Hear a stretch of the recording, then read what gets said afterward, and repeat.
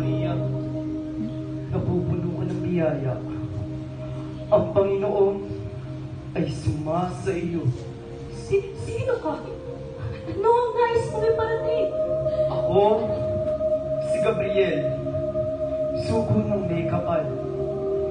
Ikaw ay maglilihim at magsisilang ng isang sanggol na tatawaging Jesus, anak ng kataas-taasan. Paano mangyayari ito? Ngayon ako'y isang birhen. Ang Espiritu Santo ay sasa iyo, at ang kapangyarihan ng kataas-taasan ang nililim sa iyo.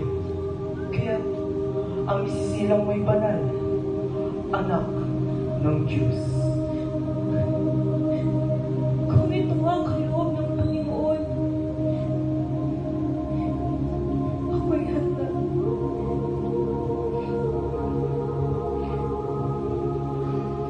At sa pagtugon ni Maria, nagliwanag ang buong